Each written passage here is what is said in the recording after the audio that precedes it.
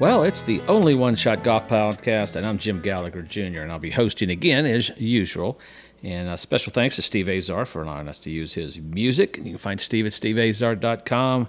And don't forget to subscribe to wherever you get your podcasts. And I always tell you to buy the copy of Only One Shot, and that's available on Amazon. Well, today we've got the author, VJ Trolio from Old Waverly Golf Club. And VJ is going to join us again. He's been working, he's taken some time off. He's had a pretty good season, so have his players. Vij, thanks for being with us. My pleasure, buddy. Glad to be here. It's been a pretty cool summer for you, especially a couple of your tour players. Yeah. Chad Ramey got his first win at the Dominican Republic. We've talked about that. Had a solid season. And then just this last week, Ally Ewing won her third. Yep, she won her third LPG event. I was on the call for the second time in three of her wins, and I actually got to do the winners interview, which was very special to me. But it's been that magical season for you and your players, and we talked about Chad, and in a solid rookie year. I mean, You've got to be pretty proud of both of these players, all your players too, and your sons as well. Yeah. Somebody asked me about it earlier today, and I said it looks a lot better on Instagram. Everything does. Everything does. No, I'm super proud of all my athletes, obviously that worked through it. To have Ally win at the highest level for the third time, it's phenomenal, right? She's a fantastic athlete and an even better person, and it's really magical to watch them win. When you go back in time and you think about the time that you spent with, all the athletes you work with, and all the tough times, and all the times where the doubting times, the athlete can doubt something, all the times of just trust and faith in the process and working on the right things, and also the trust and faith in the circumstances that God's put you in to keep plowing through.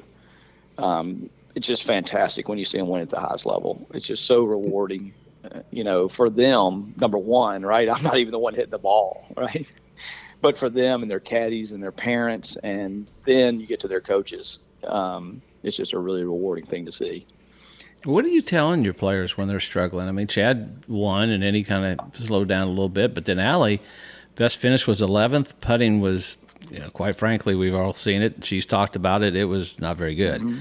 And then ball striking, best she's ever hit the ball. And all then season. I was out all season, yeah. and maybe in her career, she said. And I followed her Saturday, and she was doing, like you said, ball striking is phenomenal, but the putting finally came around. Yeah. She saw some putts go in. What are you telling her and any of your students when they're struggling like that to keep doing what you're doing, stay in the process? How difficult is that to keep them doing that and trusting what they're doing and not making big changes? Because she never did make changes, maybe adjustments, but she never switched clubs, equipment, grips, or anything like that. Yeah, the thing I do the most is to keep them organized. So to know why they're doing what they're doing, and then to help them organize that. That's number one. And so when they get to the range, whether it's for a warm up, they're organized. They know what they're warming up. Or whether it's for a practice session, they're organized. They know what they're doing on the range. Or if it's for a cool down, they're organized. They know what they're doing. So organization is number one. And then number two is, I'm a big believer that golf is a field game. I have people come in, and I still have people come in. Not a lot. I don't teach a lot. I just one-off lessons anymore. But I'll still have people come in, and they'll say things like, I'm a field player. It's like, well, no kidding, right? That's crazy. Yeah, well, that's good. That's important. Yeah, that's great. And so the reason I'm bringing that up is because to feed the same feels, right? So if you stay organized, if you stay organized in your practice, then you can feed the same feels. If you stay organized in your training, you can feed the same feels. That way, when you start playing, the feel you're going to war with. And swing thoughts are that way. Once you find one through your training or through your practice that works for you, then you want to feed it, right? You want to feed it every way you can possibly feed it, because when we get out there and everything's on the line, that's what you're going to. You're going to that feel. So that would be the two things I would say. How would you describe a field player when they walk in? They say, "I'm a field player, man. I'm not technical." Say, oh, well, I learned the golf swing through sight. No, I learned the golf swing through taste. I learned the golf swing through hearing. I mean, it's like, no kidding. Of course, we're a field player, right? The trick is from a coaching standpoint, is if they stay organized and that feel stays there, and they can grow that feel, and then they can associate that feel to the miss and to the really good shot and to the fix of the miss. That's the whole thing. So what I always say is stay organized and then keep feeding that feel. Stay organized and keep feeding that feel.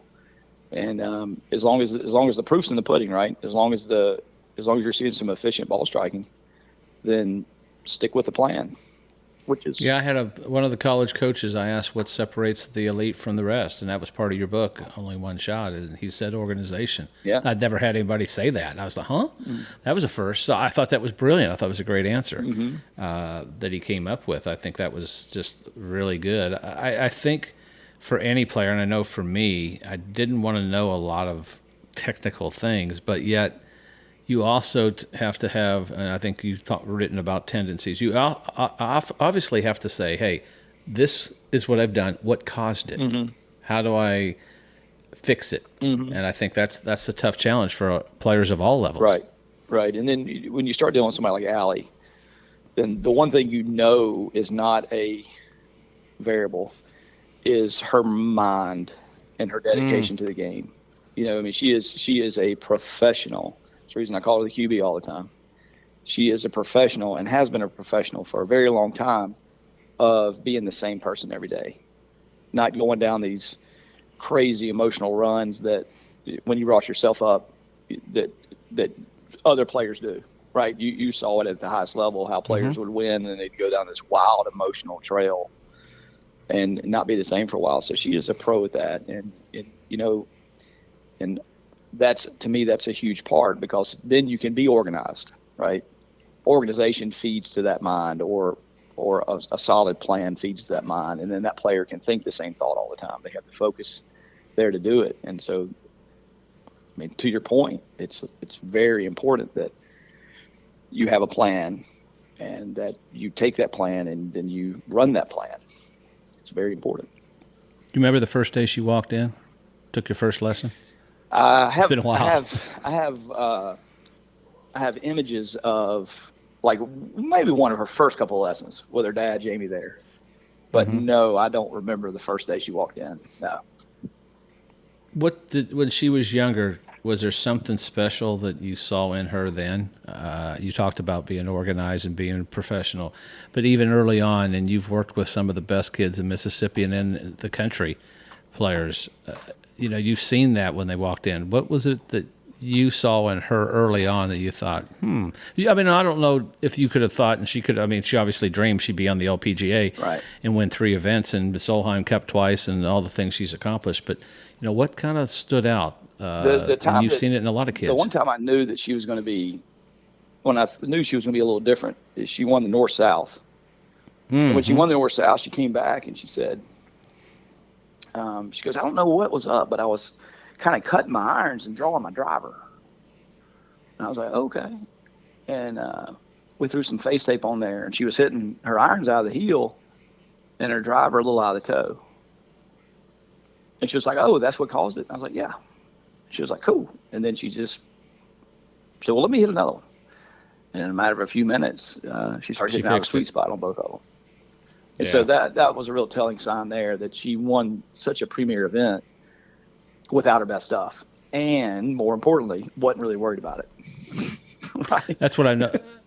She calls herself a calm player, and I think that's part of what you've seen in her growing up and watching her play. Mm-hmm.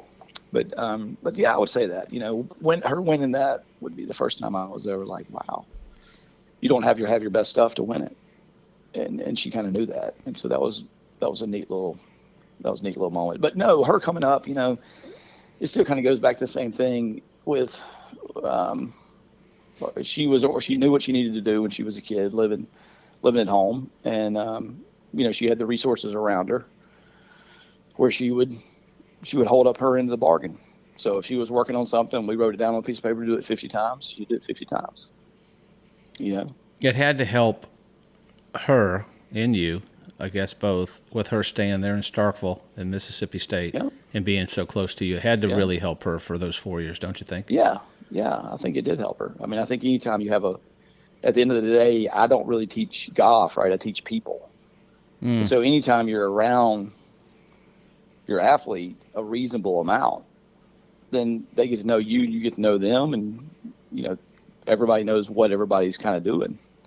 So yeah, I think it's very beneficial to be somewhere where you can see your coach, once a month or once every 40 days, or at least, right? That way you get to know them, and so yeah, I think proximity was really nice. And she was just, Mary Langdon was on that team, right? I mean, they legitimately were Rika was on the team. I'm gonna leave a few out, but there were some good players on that team, and they all. Yeah, Jessica. Yeah, there were some good players. I could speak for my daughter Mary Langdon, that having you and Tim, that she would jump on the couch and just sit there, and you were there just to be there for her. And you would tease her. She would come in the day before. What do you got, a tournament? Right. You're as bad as your dad. That's right. But I think that was a blessing for Mary Langdon, who got a late start playing, and I couldn't thank y'all enough. And I've seen what you've done with not only we're talking about Ally and Chad and your boys, just the junior golfers. That the things that you and Tim have done and have grown there at Old Waverly is phenomenal over the course of, golly, 10 years, 12 years, 15 years, whatever it's been, and seeing some top Wells Williams going to Vandy, playing Division I. You got kids playing Division I left and right. Yeah. And I know you got to be proud of that. But back to Ally, she said this is the best ball striking this season she's ever had. What were some of the things you how do you get that little extra out of it? Because she's always been a great ball striker. What'd y'all work on just to get that so tuned in, so fine? I mean, it's basic setup stuff, right? Ball position and alignment, just basic stance kind of things. And then from there, her timings. So, what gets down there around impact, when, and what her tendency is with that. And then from there, really simple. It's just, we have our little way of making sure that she is moving good. And then we have our little way of practicing it. And so, it's all on her. She did the work, of course, and then she stuck to the plan, stuck to the process. She didn't jump ship, Oh, she sure did. And you've got Tim next door, and when one of your players is hurt, whether it's ball striking or whatever, do you guys work together, you and Tim and the player? Do you just kind of stay separate to your own division? How's that work out? Everything that I do with any of the athletes I coach, it's on paper, right? Mm-hmm. And so if they're going over to work with Tim, then I'll definitely let Tim know. It's like, hey, we've been seeing this and this in her ball striking, because as long as Tim and I have done it, chipping and pitching, bunker play, wedges, and full swing, they're going to all have a lot of commonalities in them. So if a person shows up with something, if an athlete's struggling with a certain transition or a certain alignment, then they're going to struggle with it in the bunker. They're going to struggle with it chipping. They're going to struggle with it full swing. So, we definitely communicate back and forth. You'd have to, right? I mean, you'd have to, yeah. I would think, and you do that with your college coaches as well. Sure, correct? Yeah. It's because it's the the kid's the CEO of the company. The kid's the hero. We all just kind of work trying to make sure that the kids organize well enough to become as good as they can be. So, I do my best to treat it just like a company would be. Whereas, if I work in marketing, I definitely need to tell marketing how much I'm spending, I definitely need to tell accounting how much I'm spending so that accounting can take care of it. And accounting has to obviously communicate with the sales force to know how much money's there so that they know what to do with marketing. So yeah, it's a constant wave of communication. And that's a big part of keeping the player organized and planned. It would have to be. Charlie, her husband, said that, I think we've hit on a little bit, that she didn't change anything, like you said, and you mentioned stayed in the process. What advice do you have for the juniors, the college players, the AMs out there listening to how do you stay in the process when you're not really seeing the results? Because you can put all the time in and you can work as hard as you can, and sometimes you just don't get the result. Yeah, well, And it may not. How do you keep them doing the and staying first in thing the I would process? say is take whatever your idea of staying in the process and practicing and move it out to about 6 months minimum. So, don't be the person that's sitting over there doing something for 2 weeks and going, I'm not getting paid back for this, right? So, when we throw up these terms like they're staying in the plan, they're staying in the process, they're organized, we're not talking about 2 weeks. We're talking way more like 6 months, 18 months, a year. So that would be the first thing I would say is make sure that you have a timeline that makes sense, and then from there, decide very quickly, what the ball's doing that you don't like, and then start figuring out the associations to that. Why is that ball doing that way? And figure out how to do it somewhat right at slow speed, and then a medium speed, then a little faster speed, then full send, and give yourself plenty of time to do that. And every day you go out there to practice with the purpose of, for lack of better terms, feeding that swing thought, feeding that feel. When you're training, feed that feel. The biggest fallout I see is one round or 2 weeks. I've been working on this a week. I'm still not seeing any return. Say, well, you can start trying to paint your house in a week and not see any return, right? So, I mean, so I would definitely say put that plan out there and set a plan in place where you can work on it for a period of time. We all are guilty of this. We practice what we're good at or what we love to practice. We don't really always work on things we need to work on. What advice do you have for the kids out there to kind of figure that out and separate that? Hey, you're good at this, but you got to work on your weaknesses, but yet you can't not work on your other stuff. How do you balance that? Again, it falls a little bit on the coach's side, right? So, the coach, in my opinion, really good coaches don't teach golf. They teach people. And so, like, you need to have somebody around, like a coach, and that coach needs to point out, it's like, hey, I understand that you can absolutely demolish a golf ball, but your wedges aren't very good. So let's take this little wedge period of time. How often, how much are you working on that? Well, I'm doing that 1 day a week. I was like, well, cool. Let's make that 3, right? Yeah. And so put that into that plan. Or I understand you're a great iron player, but your proximity out of the bunker is, you can't get it. You can't keep a ball within 12 feet. And so let's start hitting these bunker shots. What does your practice area look like? Right? Let's make a goal of hitting 200 bunker shots a week. So a lot of that falls on the coach, and the coach understanding the person, and then the coach setting out a plan that gets the person bought in to start applying themselves to areas that they're weaker in. Because I'm as guilty of it as anybody. When I have a little time to practice, I'm probably not gonna go practice the short-sighted bunker shot that I really need to practice. Right? I'm not gonna do that, and so. I think that falls on the coach's side, and then the player side ultimately. Let's switch gears. College golf. You've had a Cohen played at LSU his freshman year. Had a phenomenal freshman year. Killed it. Solid summer. Yeah.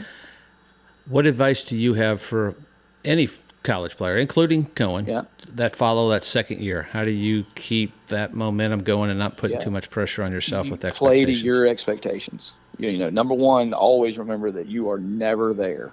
Never. So there'll never be a time in this game when you're safe. Even if you finish top 30, get to Atlanta and finish top 30, that next year you're going to play a little tighter tour, but you're still not safe. And so that's just the way our game is. And then when I say that, the other side of me says play to your expectations. So if you're the kind of person that can keep a golf ball in a 60-yard circle and hit it 260 yards, well, then grade yourself by that expectation. If you're the kind of person that can hit, 13 greens around, and and I know, and everybody knows that at least one of those shots is going to be 25 yards from the green, well, then play to that expectation. So make sure you're out there going, all right, well, I know that I'm going to go out there and play this way. I know that I'm going to have a ball finish 25 yards from the hole, so I'm going to make sure my chipping and pitching and bunker game and lag putting are tight. Play to that expectation. Play to your own expectations, because what happens, and nowadays, especially with all the media and all the Instagram and all the Twitter and all the social media and all the media itself, just the world's so blessed in a sense that we're so connected through media. But what happens is everybody throws this up and they say, this is the past NCAA champion, or this is the past, this guy finished third at SECs, or this gal, she won 3 tournaments as a freshman, or, right.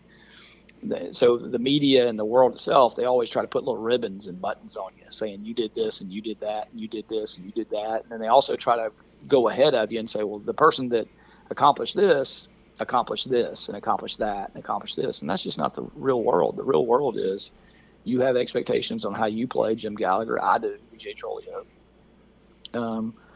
And all athletes do. So play to your expectations. And all right, you've had 2 kids now, 2 sons go through the process. Mm-hmm. Collins is verbally committed to Ole Miss. Mm-hmm. When we did our first 4 or 5, we were rookies on the podcast. We were trying to figure out, how to get those things. We had advice for them, how to pick junior tournaments. Now that you've gone through that process of, picking schools and going through that, what advice do you have for the parents, from the parents' view, not from the instructor's view? I'm going to ask you that second. But first part is from the parents' view, what advice do you have now that you've gone through it twice? That could go a lot of ways. Ultimately make sure that you and your spouse are both collectively together in what you're going to have to sacrifice as a couple and as a family to get your athlete, your child, your kid, to get your athlete in situations where they can accomplish those goals and dreams. I mean, I think that's the number one. If Allison wouldn't have supported them these years, then, or if I wouldn't have supported, if we would have been split on the support, then it would have been a real problematic situation. And then number 2 is, find people that are friends that are going through it, and in a realistic way. And sometimes that's hard because we all get in our little camps and do our thing. But find nice, honest, wholesome, good parents that are out there supporting their kid and encouraging their kid to continually get better. And just keep an eye out for the other ones. Keep an eye out for the ones that, that maybe aren't out there for all the right reasons. When you're looking at coaches, and I always tell them, they're feeding you lobster and fillet when you're being recruited, and you get there and they're serving it yourself. You may even be cooking it and cleaning up. How do you separate that when they're recruiting, going full time?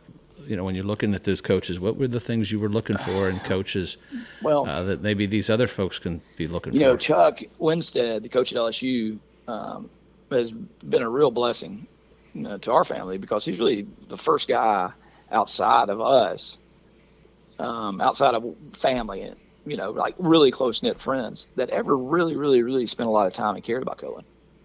And so that would be always what I would say. Coach Malloy and Collins already have a solid relationship. And Collins, that's going to be Collins' number 1 guy. It's going to be his first boss. It's going to be one of the biggest mentors in his life when he gets to Ole Miss. So I still say the kid needs to have a very, very strong connection and really want to play for that coach. Because how about from an instructor's viewpoint? Which is like, does the coach have to be a good instructor? Does he have to be more of a manager? How do you advise them? That's the tricky part. When you and I sit back and we think about it, like the people that were the most developmental in our lives, did they teach us the most things, or did they just teach us the right things for us? And so, that it's going to be different for different kids, right? I don't know that it's. I don't think you have to be a swing guru or anything like that, right? I don't think that. I don't think you have to be a mental guru, but just somebody that you trust and you'll go to war for. But from an instructor standpoint,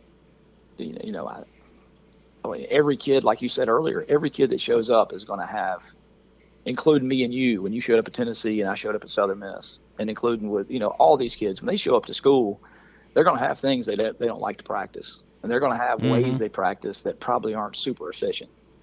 And so, that college coach is an important part of that, of saying, listen, I understand you're a great ball striker, but we really need to work on the slack putting. Or, I understand that you're real busy right now, but let's work on your time management so you can actually carve out an hour for you to rest. The college coach is a big driver of the ship. I mean, because this, this whole college golf thing, it goes forever, right? I mean, they play in the fall, they play in the spring. Then if you play well enough, then you get invitations to things in the winter. And then if you play well enough, you get invitations to big events in the summer.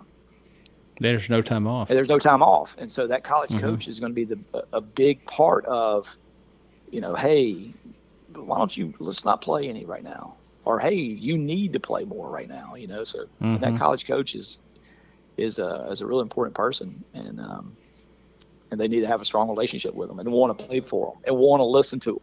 You know what I mean? Yeah. That's important stuff.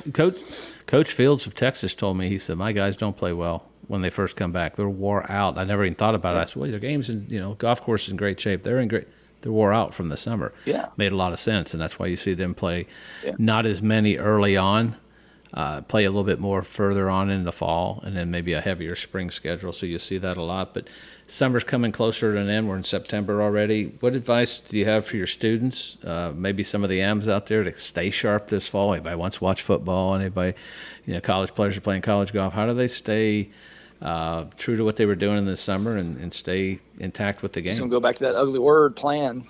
Have a plan. Sit down with your coach, sit down with your teacher, sit down with your whoever your coaching staff is, right? Sit down with them and say, hey, what do I need to work on the most? And then set out a plan with them and diligently follow that plan.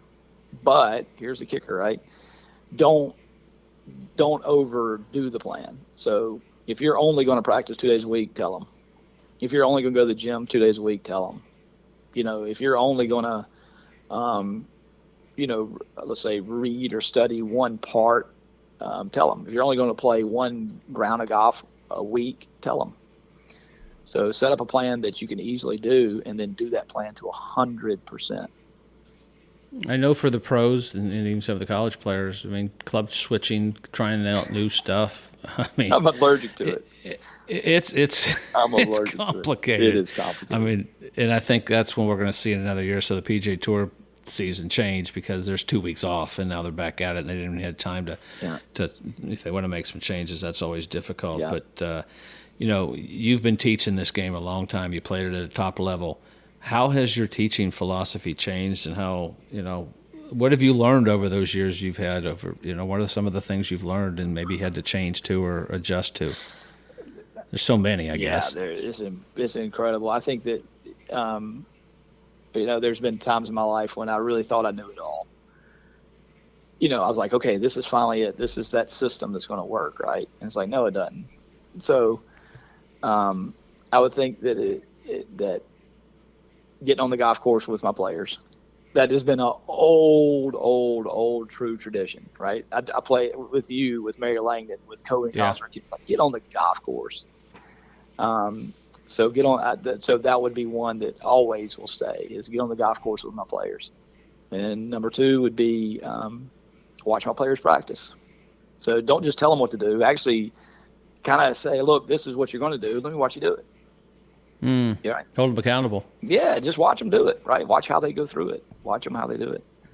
And and then number 3 is like, just the game of golf is so hard that you kind of have to do it right. And so, it's just play, practice, watch, be on the golf course, get somebody out there helping you, watch your practice. Like, are you staying focused in your practice? And then behind the scenes, it's like, now that's that system that teachers kind of work inside. You with me on that? Have you seen the players? Of course, I'm old school. I'm way older than you school. Have you seen, and how do you advise the kids now? They have all that technology out there and all the information, and it's like overload for my little brain. Yeah. What advice do you have for them to kind of understand what those words and numbers and all those things on TrackMan mean? Apply them to the golf course. Okay. Apply them to the golf course. Remember, golf's a game, and it's a tough game. And then you're playing it. And so it kind of goes back to that guy that came in and said, "Hey, I'm a field player." It's like, yeah, Yeah. you are. So, take all that technology, let it help you for sure, but don't spend 6 weeks in technology without getting on the golf course. Like, combine the two. So use the technology to show you what the ball flight's doing or to show you what your body's doing, and then figure out a plan to get better, but make sure that involves playing golf. That's great advice. And one thing I always end the podcast with is whether life or golf, you may have only one shot. And that's the name of the book. Oh, available on Amazon. VJ, I appreciate you being with us. Man, my pleasure. You're the man. You're the man. I'm proud of, I know you're so proud of everybody that you work with and seeing that. That's for an instructor. I know it's the player does it, but for an instructor to sit back and see all the hard work and the hours when you're sitting there going like, is this ever going to pay off? And you've seen it pay off for so many of your students. We appreciate you being with us. Pleasure. Appreciate your friendship. Thank you, buddy, for jumping on only one shot and doing all these podcasts, because these coaches and you've talked to some super high end players and coaches and people, and they're real people, and so when people hear the message from them, I really think it puts some tools in the parents' toolbox, or put some tools in the kids' toolbox, or put some tools in the tour players' toolbox. And even TV announcers. Even TV announcers' toolbox. That's right. Exactly. Because it's nobody can do it alone. We all need help. And so thank you so much for your podcast and being a part of that help for everybody. All right. Well, until next time, I'm Jim Gallagher Jr. We'll talk to you. See ya. Thank you. I said, one Mississippi, there's a magnolia tree. Two, Mississippi, where a mockingbird sings out on his limb, whistling that sweet soulful hymn. I said, three, Mississippi, to this land called home. I'll breathe Mississippi till I'm dead.